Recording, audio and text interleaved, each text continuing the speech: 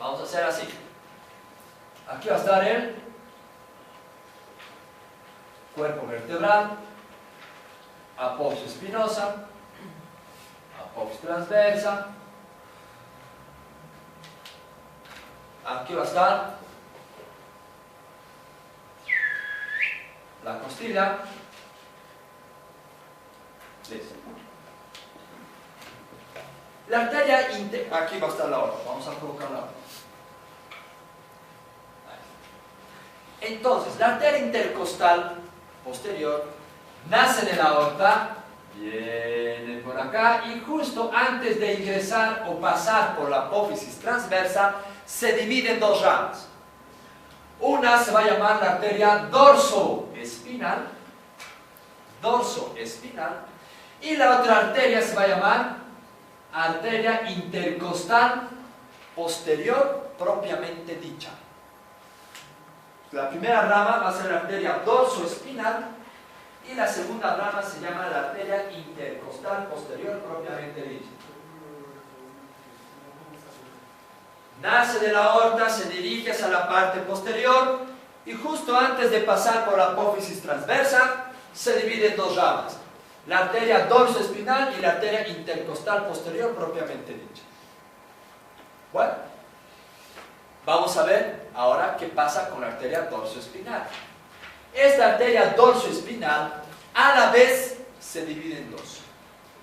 Se va a dividir en una rama dorsal que se va a dirigir a todos los músculos de la región, longísimo, iliocostal, transverso espinosos, interespinosos, etcétera, etcétera. Todos los músculos erectores. ¿Y qué va a hacer o qué va a pasar con la rama espinal? Va a venir directa a la médula espinal. Por eso es que la arteria se llama arteria dorsoespinal. ¿Por qué? Porque se va a dividir en dos. Una rama dorsal para los músculos de la región y otra rama espinal que se va a dirigir a la médula espinal. A la médula espinal. Ahí termina la arteria dorsoespinal. Ahí concluye. Ahora vamos a ver esta otra, la arteria intercostal posterior propiamente dicha. Esta arteria intercostal posterior propiamente dicha viaja entre las costillas, así. Viaja. Cuando llega a nivel de la línea axilar media, esta arteria intercostal posterior propiamente dicha da sus ramas colaterales. Una que se va a dirigir hacia la parte lateral, que es la arteria cutáneo-lateral, que va a irrigar toda la piel lateral del tórax.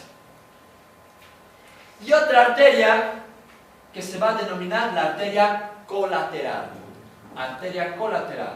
Esta arteria colateral se dirige hasta la parte anterior, donde se va a anastomosar con las arterias intercostales anteriores. Ahí termina. La arteria intercostal posterior, por lo tanto, tiene dos ramas, la dorsoespinal y la arteria intercostal posterior propiamente dicha. La dorsoespinal a la vez se divide en dos, una rama dorsal, una rama espinal.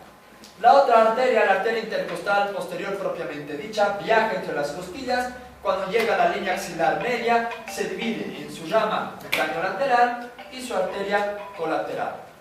La arteria colateral se une en la parte anterior del tórax con las arterias intercostales anteriores. Y ahí termina. Pásalo.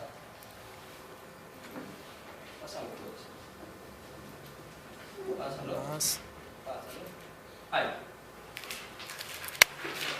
Miren cómo se encuentra la arteria. La arteria siempre se encuentra por arriba del nervio intercostal y por debajo de la vena intercostal. Siempre, miren.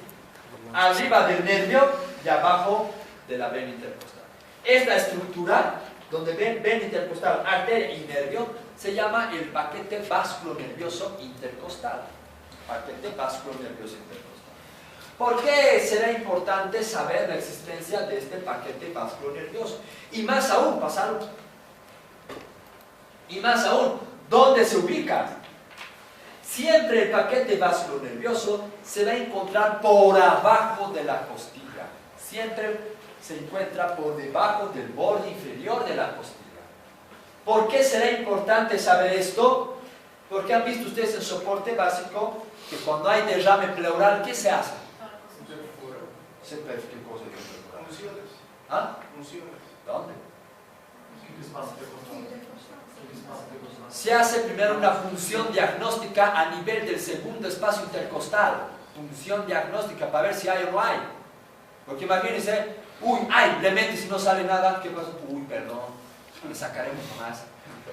Primero una punción diagnóstica segundo espacio intercostal al nivel de la línea media clavicular. Después, si que se confirma, se coloca el tubo de tórax, ¿no ve? Que hay que colocar el sello de agua y demás. Y ahí el tubo de tórax recién se coloca a nivel del cuarto o quinto espacio intercostal, dependiendo si es hemotórax o es neumotórax. Si es neumotórax a nivel de la línea axilar anterior y si es hemotórax a nivel de la línea axilar media o posterior. ¿No ve? Pero no es nomás colocarse el tubo. Muchos piensan, y eso ha pasado muchas veces, a veces el interno por hacerse al capo, uy, yo voy a colocar todo el pum, le mete y se muere. ¿Por qué? Porque le ha colocado el tubo por debajo de la costilla. Y por debajo de la costilla ha reventado la arteria, teniendo un hemotórax, ha reventado la costilla, aumentamos el hemotórax. ¿Qué ha pasado? Se murió. Entonces no es colocar el tubo por colocar. Se tiene que colocar por arriba de la costilla. Se palpa y justo por arriba de la costilla, ¡pum! Ahí tienen que meter el tubo. Si colocan por debajo de la costilla, le tiran al paquete vasculonervioso. E incluso pueden lesionar el nervio. Por lo tanto, esos músculos se paralizan. Va a empezar con mayor dificultad respiratoria, se les va a morir. ¿Sí? Ahí va. Por eso, la importancia de saber la existencia de este paquete vasculonervioso. Pasa. Bien, con esto hemos terminado arterias o las ramas colaterales de la aorta descendente torácica. Ahora vamos a ver la descendente abdominal. La aorta descendente abdominal, lo mismo, tiene ramas parietales y tiene ramas viscerales. Vamos a empezar con las parietales.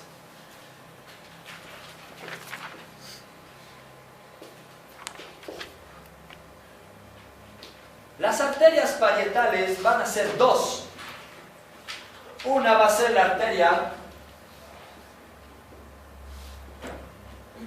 frénica inferior, arteria frénica inferior, y la otra va a ser las arterias lumbares. Son dos arterias o dos ramas colaterales que tiene la aorta descendente, denominadas parietales. Empecemos con la frénica inferior. Ponme la anterior.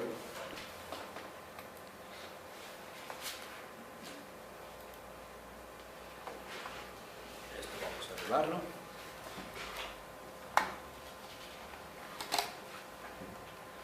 ¿Quién tiene un libro que me puede prestar ahora? Por favor. Bien, aquí está.